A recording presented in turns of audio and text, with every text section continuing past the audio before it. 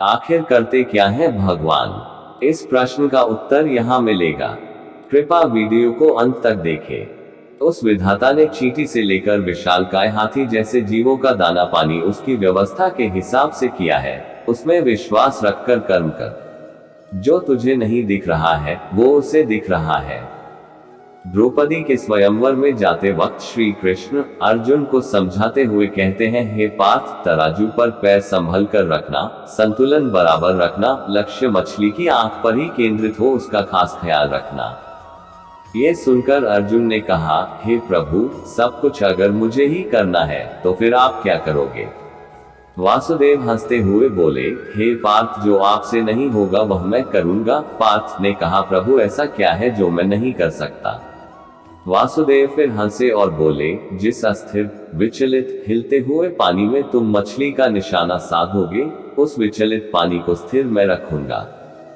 कहने का तात्पर्य यह है कि आप चाहे कितने ही निपुण क्यों ना हो, कितने ही बुद्धिमान क्यों ना हो, कितने ही महान एवं विवेकपूर्ण क्यों ना हो, लेकिन आप स्वयं हर एक परिस्थिति पर पूर्ण नियंत्रण नहीं रख सकते। आप सिर्फ अपना प्रयास कर सकते हो, लेकिन उसकी भी एक सीमा है, और जो उस सीमा से आगे की बागडोर को संभालता है उसी का नाम विधाता है।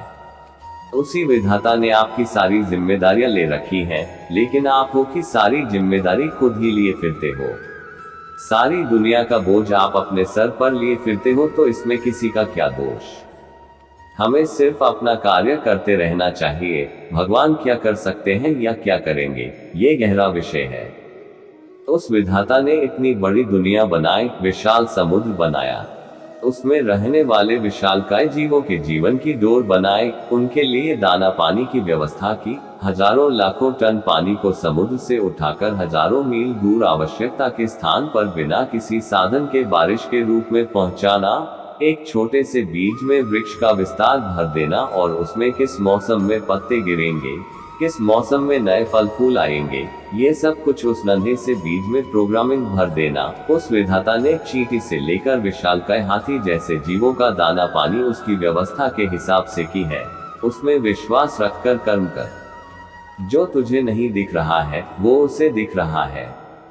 जो कुछ तुझे मिल रहा है वो तेरे भूतकाल का फल है, और भविष्य तेरे वर्तमान के कर्म के बीज पर टिका है।